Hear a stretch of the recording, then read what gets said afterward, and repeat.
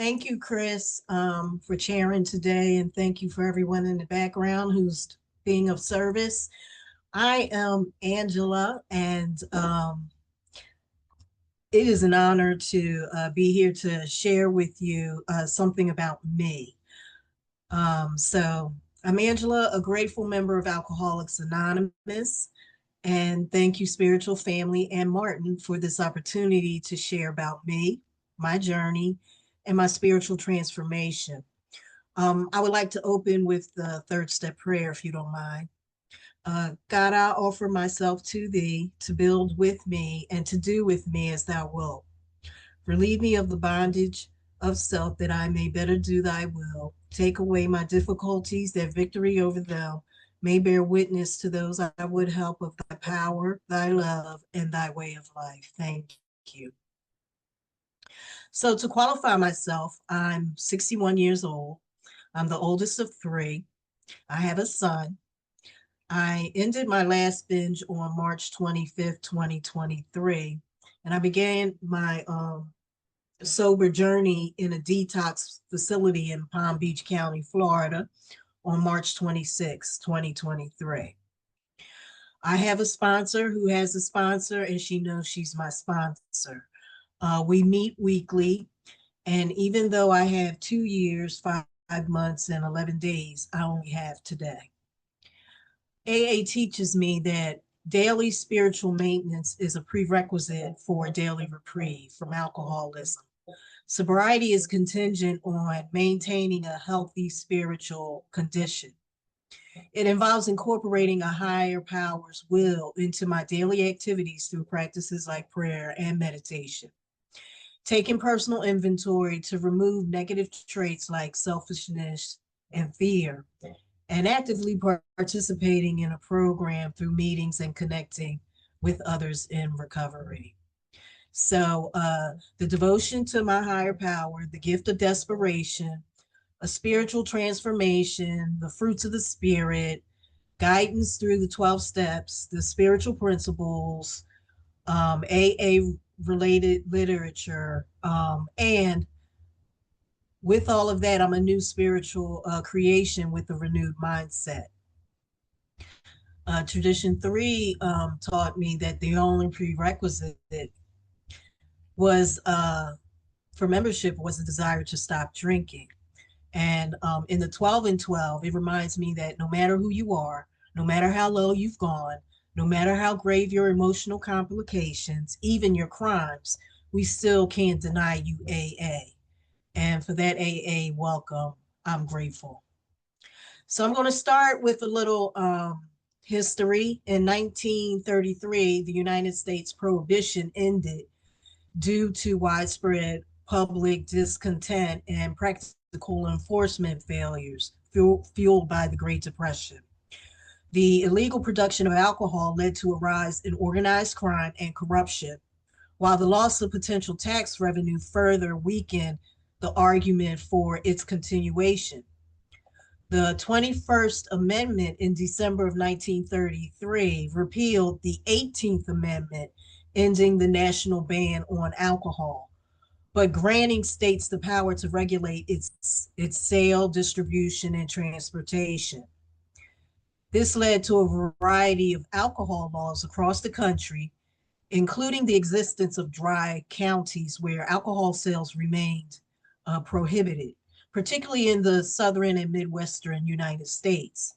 Some of those states also imposed their own restrictions, such as prohibiting alcohol sales on Sundays.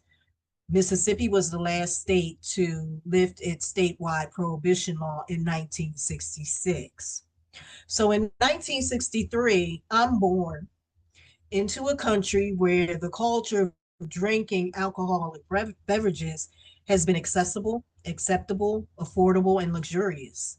I was raised in a household where a cocktail was an elegant way to end the dinner, and the weekends were reserved for entertaining the neighbors while playing the classics on vinyl or your reel to reel.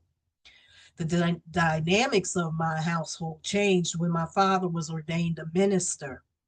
But by then, I was already quietly suffering from physical and sexual abuse from and held resentments against my father, from my father, my uncle, my cousin.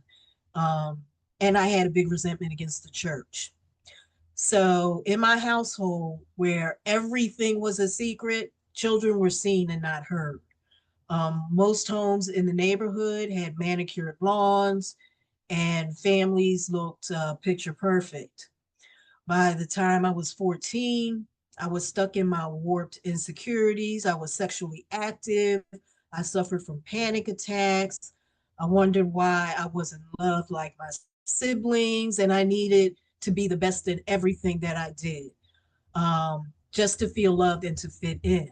By 15, I was smoking cigarettes. I tried weed. By 16, I had my first taste of alcohol. I graduated high school at 17. I went to college and I started to work in social services with children for 12 years when I decided to make a career change into law enforcement. So I joined the Philadelphia Police Department. I worked in patrol before becoming a detective assigned to the Special Investigative Unit and the Warrant Unit. In my last 16 years with them, I spent that in the homicide unit. So each level of my promotions came a different subculture. The homicide unit was an access door to all types of addictive pleasures. Mine were cars, money, homes, pocketbooks, boots, shopping men, and lots of alcohol. Our golden rule was don't falter in your indulgences and don't get caught. So if the hierarchy's response was you're caught, then you're on your own. And we had no idea what was going on.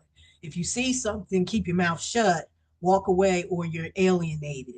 They didn't want to have anything to pretty much do with you if you were caught. You were considered a rat and you were considered a snitch, just like on the streets.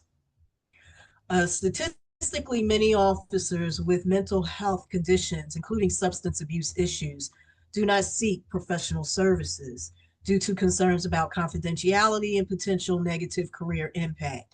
And that was strong in the homicide unit. And although that I was the one stepping out to actually find what was wrong, what was going on, I was all alone. You know, no one was going to take that step with me except my best friend, who had my back since day one. And although I worked in an industry with mandated EAP programs, which are your employee assisted programs, they were not supported and they were underutilized. The consensus was that if you contacted EAP, not only are all your secrets in jeopardy of being exposed, but your coworkers are concerned that you might be exposing theirs too. And with HIPAA, which was established to protect us, protect our individual health information, um, there was no adherence to that whole policy because the hierarchy was more important than your personal health history. The number one priority of my commanders was how many murders the homicide unit could solve in a year. And this comes with national statistics, acknowledgement, and bragging rights. So recruiting involved the most tenacious detectives in the department, which were mostly men. And I was privileged to be the only female in my platoon. Um, and we spent many hours investigating and prosecuting cases together rather than being home with our own individual families. My longest day I worked was 32 hours, and the hours I worked exceeded what the human body and mind needed to maintain a healthy lifestyle. My life outside of work had become surviving on little sleep and partying with plenty of alcohol. As my alcoholism progressed, I began to isolate because I was way beyond drinking with my peers and having one drink and then going home. After years of progressive alcoholism and unmanageability, I became a recluse, hiding, using massive vacation time to stay home and drink, or I use vacation time to go to a treatment center for 30 days. When I worked, I was purchasing my alcohol during working hours, leaving it in my trunk, rushing home so that I could drink straight from the bottle and pass out. I call that my powerlessness. Um, I lived a double life. I wore a mask, and I was convinced that no one knew I had a chronic deadly disease because I needed to convince myself of that and that nothing was wrong with me, and I wasn't like anybody else, um, but I wasn't. Um, I was just learning about the harsh effects of excessive drinking and that I suffered from a progressive chronic disease. um, I didn't know about it before I actually became powerless. I'm a researcher by nature, so I wanted to know more. I needed to know more. I was just starting to dip in and out of AA meetings, reading about alcoholism and the spiritual malady and the 12 steps. When I went through the police department, we were educated on the high statistics of alcoholism. However, I was aware that our union had a members only bar with extended hours and we could drink from opening to closing. So that just goes to show how how twisted, the thinking was, I say, of the higher ups as far as, looking out for the personnel.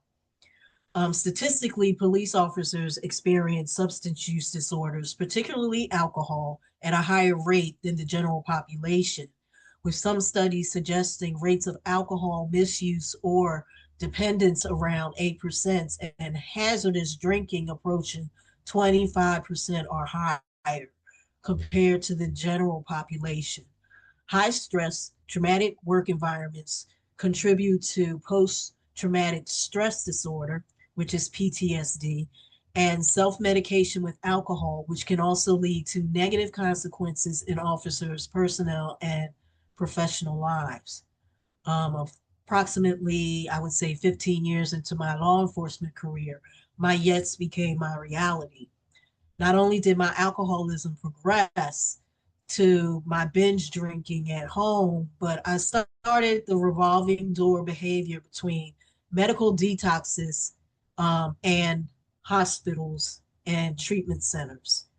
The physician warned me of the deadly withdrawal process from alcohol and that I was playing with my life, thinking that I was going to wake up every single time I blacked out. Life was not guaranteed. And I would especially play my own doctor when I thought that I could detox at home and that I could be my own self doctor, didn't have to go into these treatment centers. In treatment, I learned that drinking a particular mouthwash could give me the relief my body was craving and the escape my mind needed. And I being the alcoholic that I was, I began the drinking of this particular mouthwash, and that lasted me for like 6 years. That's just how, twisted, you know, um, this alcoholic became. My addictive and chronic alcoholism controlled my body and my mind. I didn't care about anything except the quickest way to stop the noise in my head and stop the paranoia from my withdrawals because my withdrawals had me in fear of everything. The whole time I was going to the treatment centers, I was self admitting myself into those centers that had first responders programs. I thought that maybe the first responders program would understand me a little bit better. But what I learned later on down the line was it didn't matter what the profession was, that an alcoholic is an alcoholic, and that included me too. I found that an obstacle with being just first responders was the preferential treatment that we received. So I felt as though that I needed to at some point separate myself from the first responders program so that I could be treated like the average Joe, and not given those privileges that were granted to us. I didn't want to eat the exquisite meal for dinner. I wanted, to know what it was like to be hungry and things like that, because I needed to go to the bottom and start to work myself to the top. I didn't need to be always on the top, because being on the top is where my alcohol got me. And it was not going to get me the spiritual repair that I needed in my soul. So this is when I learned that I wasn't alone.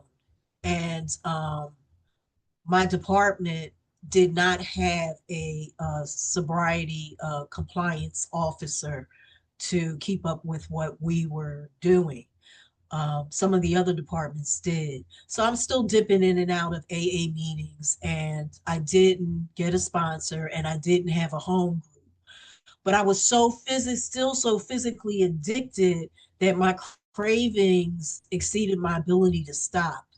And my daily heart racing, increased blood pressure, uncontrollable shaking, uncontrollable bladder and bowels, hallucination, pancreatitis, inflated liver enzymes, the flushed face, the slurred speech, the unsteady gait, the lack of eating, the passing out.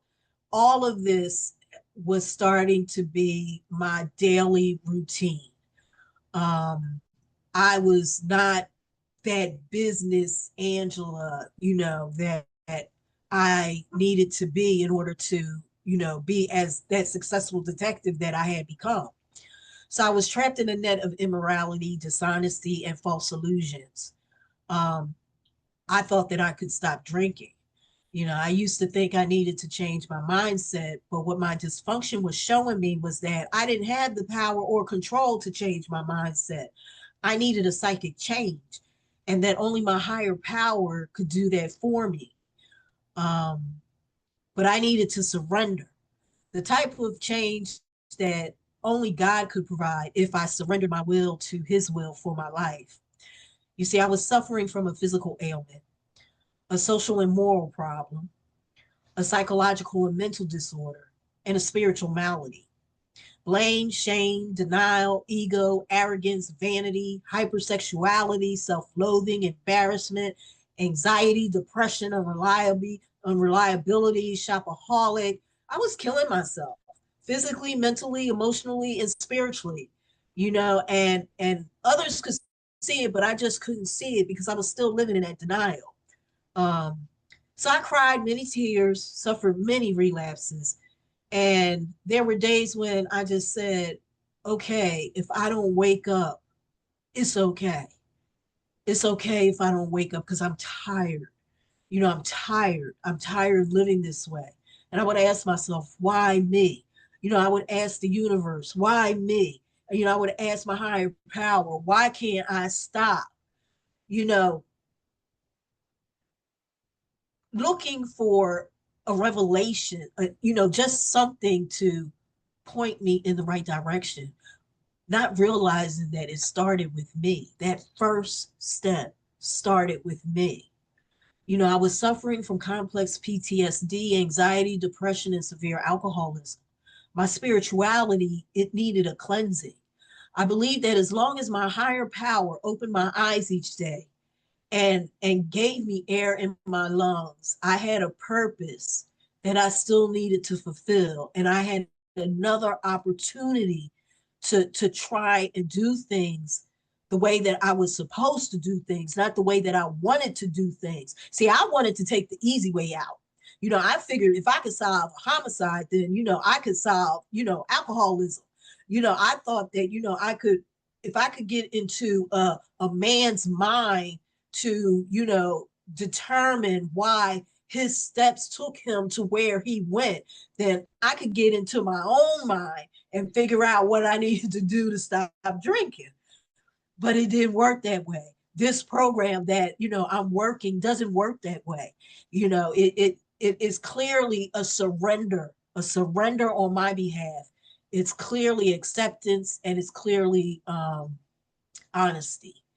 So I needed a little strength, a little courage, a little honesty to say, help, I can't do this by myself. Help, I can't do this, period. I need help. I needed to trust another.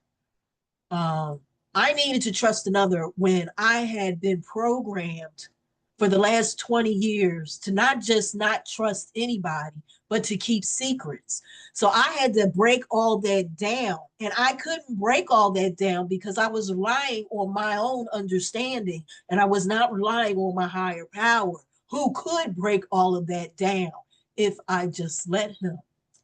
So I needed to step outside ego, pride, and vanity and allow another woman to guide me and forget everything I thought I knew about myself, alcoholism, recovery, and God.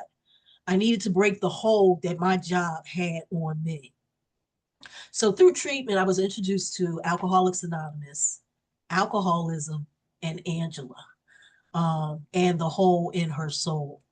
Through Alcoholics Anonymous, I was introduced to the 12 steps, sponsorship, spirituality.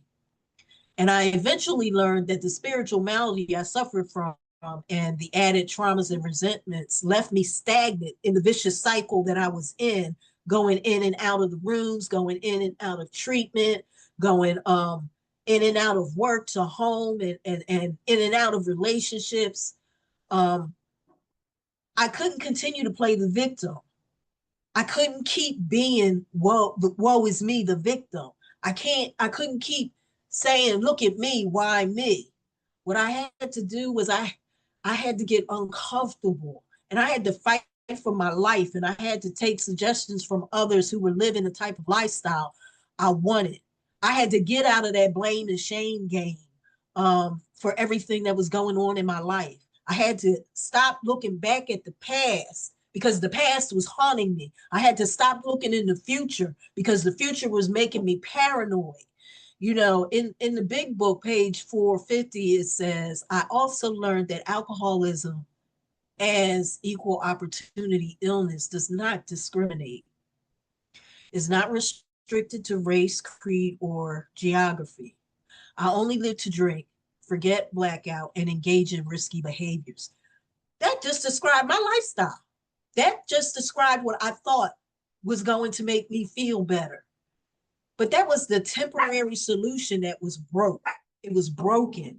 You know, that was not the long-term solution that I was seeking and that I was looking for. Excuse my dogs, please. Um, but I learned that I was no different than others that I encountered along my journey. So I needed to make a few hard decisions in my life to open the door to a committed lifestyle of recovery and stepping out on faith. So I had to step out on faith. I had to step out into the unknown. Faith in my higher power, faith in Alcoholics Anonymous, belief in the power of forgiveness, and in radical acceptance. After 24 years, I did retire from the Philadelphia Police Homicide Unit. I ended a toxic marriage and I moved to a recovery community in Florida. I became a regular at daily in-person AA meetings. I joined a recovery church. I found a sponsor. I found a spiritual advisor. I found a therapist. I found a psychiatrist, and I found a primary physician. All women are familiar with working with women in recovery. And it wasn't all love, peace, and happiness, you know, but I stayed within that circle of women because I needed to increase the power, strength, wisdom, and love for self healing and decrease my selfishness and self righteousness and self harm. So, you know, they helped me look at myself. I needed to be honest. I needed to have honest acceptance. I needed to become vulnerable. I needed to be transparent. I needed to surrender. I needed an intervention. I needed AA and a tribe of sober spiritual women. I needed the solution. I needed to clean house. I needed a power greater than myself. I needed God. I needed that psychic change. In Alcoholics Anonymous, the psychic change refers to a profound internal shift in attitude and emotion, not a physical one, where the obsession with alcohol loses its power, you know, over me, over my mind. This complete psychic change, as described in the Big Book, involves a complete emotional rearrangement to handle difficulties differently, leading to a spiritual awakening and a new way of living free from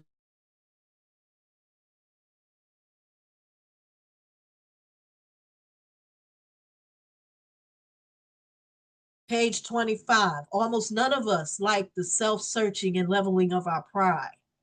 The confession of shortcomings, which the process requires for its successful consummation.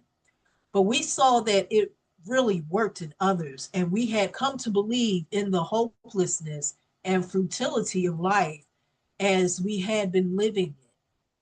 When therefore we were approached by those in whom the problem had been solved, there was nothing left for us but to pick up the simple kit of spiritual tools laid at our feet. We have found such a heaven, much a heaven, and we have been rocketed into the fourth dimension of existence, which we had never even dreamed. You know, my daily devotions remind me that understanding will never bring me peace. That's why I've been instructed to trust my inner power, not my experience or my understanding. You see, I have an intense appetite for trying to figure things out and understand, so that I can gain mastery over my life, because that's what makes me feel good, you know. But how vain of me. You know, the world presents me with an endless series of problems. As soon as I think I've mastered one, another one pops up to challenge me. The relief I anticipated is short-lived. You know, I thought that it was going to be over forever, but no, it's short-lived. It's temporary. Soon my mind is gearing up again, searching for understanding or mastery instead of seeking my higher power, who for Angela, is the triune of God, Christ Jesus, and the Holy Spirit. In Acceptance Was the Answer, on page 416, the last paragraph reads, at last acceptance proved to be the key to my drinking problem. After I had been around AA for 7 months, tapering off alcohol and pills, not finding the program working very well, I was finally able to say, okay, God, it is true that I, of all people, strange as it may seem, and even though I didn't give my permission, really am an alcoholic of sorts. And it's all right with me. Now, what I'm going to do about it, what am I going to do about it? When I stopped living in the problem and began living in the solution, living in the answer, the problem went away. From that moment on, I've never had a single compulsion to drink. You know, radical acceptance is one of my coping tools that aids me in healing from resentments. And resentments pop up, you know, because I'm human, you know, they pop up whenever they feel like it, you know, knock, knock, I'm here. But what I have to tell myself is this situation is only temporary. I won't stress over the things I can't change. I can't change what has already happened. I won't waste my time or energy fighting the past. The present I have control over. And I might not like it, but this is happening. This has happened. My journey of personal development has taught me that overcoming the fear of acceptance may mean exploring blocks to receive and examining core beliefs that kept me stuck. You know, core beliefs that kept me stuck. This involved a radical change in my self-image, viewing myself more positively and my potential to love and be loved. That meant my life might change, and change can be scary. For I needed to honestly practice the spiritual principles associated with those 12 steps. You know, honesty, hope, faith, courage, integrity, willingness, humility, brotherly love, responsibility, discipline, awareness, and service. You see, interaction in the Big Book has taught me if we belong to a religious denomination which requires a definite morning devotion, we attend to that also. If not members of religious bodies, we sometimes select and memorize a few set prayers, which emphasize the principles we have been discussing. There are many helpful books also. Suggestions about these may be obtained from one's priest, minister, or rabbi. You see, I work a spiritual program, not a religious program. I'm associated with a church, but that's not my spiritual program. My spiritual program is all of the things underneath that I do so that I keep that connection with my higher power, with my God, with my Christ, with my Holy Spirit. And mine's may differ from yours, and that's okay. But this is what works for Angela. So today I live a recovery lifestyle. I no longer act as though I'm perfect, and it's okay. You know, I can show another my vulnerability, and that's okay too. It's freeing to not have to live up to a higher standard and be judged by what I wear, what I believe in, or the industry that I worked in, which is important for me, this alcoholic, to be me, to be that authentic me.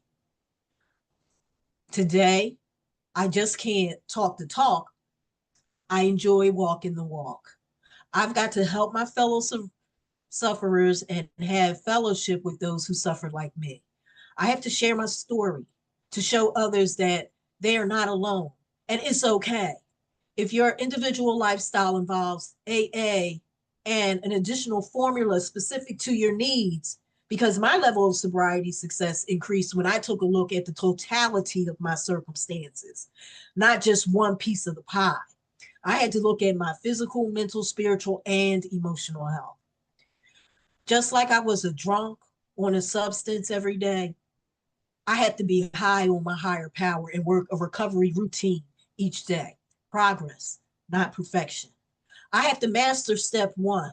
We admitted we were powerless over alcohol, that our lives had become unmanageable. Spiritual experience teaches me that the personality change sufficient to bring about recovery from alcoholism has manifested itself among us in many different forms. Further down the page, it teaches me, page 67, it teaches me he finally realizes that he has undergone a profound alteration in his reaction to life, that such a change could hardly have been brought about by himself alone. So my gratitude, I have one of my daily readings that instructs me. Seek me in good times. Seek me in hard times. You will find me watching over you all of the time. My higher power continues to provide and bless me with the promises and what I need, not necessarily what I want. In sobriety, I received a service-related disability from the police department. In sobriety, I've developed a heart of forgiveness for my abusers, forgiveness for my ex-husbands, forgiveness for myself and my actions. In sobriety, I was told unlovingly by a cousin that the father who raised me was not my biological father, something I didn't find out till I was 57 years old. But I sought my ancestry DNA and I learned my ethnic breakdown. I learned what I am made of. I learned who is Angela. And this helped me to find my genetic relatives. And I was introduced to the family of my biological father. In sobriety, I continue to go through my 12 steps. I've been through the 12 steps 3 times. And I completed a women's sober recovery living program. Even though I had my own place to live, I left my home to go to this recovery house and learn to live with other women, have relationships with other women, how to live with a daily routine. And that was probably one of the best things I could have done because I carried what I learned for that time in that house into my home when I was discharged. And I continued to live upon what that seed that had been planted in me. In sobriety, I've graduated from Recovery Church Institute and Trauma Reboot Recovery. I participated in a missionary trip to Costa Rica to help demolish and rebuild showers for men living in a recovery home. And we expanded recovery churches internationally. I was able to disciple with the families of San Juan, even though I couldn't speak Spanish. I had an interpreter and I was able to pick up little words and certain things, are internationally understood. Like when you pass to a stranger, someone you don't know, that little figure of Jesus. In sobriety, I established a loving relationship with my parents before my father's passing. And I was able to drive from Florida to Philadelphia sober with my puppies so that I could assist my mother and his estate. In sobriety, I graduated from an aesthetics program. But of all else in sobriety, I have a relationship with my higher power, the God of my understanding, one day at a time. Progress, not perfection. Interaction on page 85 reminds me that what we really have is a daily reprieve, contingent on the maintenance of our spiritual condition. Every day is a day when we must carry the vision of God's will into our activities. Every day. Every day. As of today, I am regularly involved in my step work, reading literature, and currently my sponsors taking me through the 12 traditions. I am able to sponsor. I do attend in-person AA meetings and other 12-step meetings. I am grateful for my higher power, who is God. I'm grateful for all of you for accepting me into the spiritual family. We are all we are all unique and diverse with a common thread. We cannot afford to pick up that first drink, and we have to remain spiritually fit every day. I am grateful for my trials and tribulations because they brought me to AA. I would not be where I am today had I not gone to AA. I believe that I would still be out there struggling if I'm out there. I could have been 6 feet under. I don't know. But I'm grateful to the 12 steps and 12 traditions. I'm ex- extremely grateful to my higher power because my higher power rescued me from an unhealthy spiritual and emotional lifestyle. Today, I found my voice. I no longer have to be silenced or intimidated. I can proudly introduce myself. Hello, I'm Angela. I'm an alcoholic in recovery. I can say, I'm Angela, I'm in recovery. I can say, I'm Angela, however I want to say it. It's my individual proclamation to who I am, and I am proud to say it. Vision for You on page 164 tells us abandon yourself to God as you understand God. Admit your faults to Him and to your fellows. Clear away the wreckage of your past. Give freely of what you find and join us. We shall be with you in the fellowship of the Spirit, and you will surely meet some of us as you trudge along the road of happy destiny. May God bless you and keep you until then. Thank you for letting me share.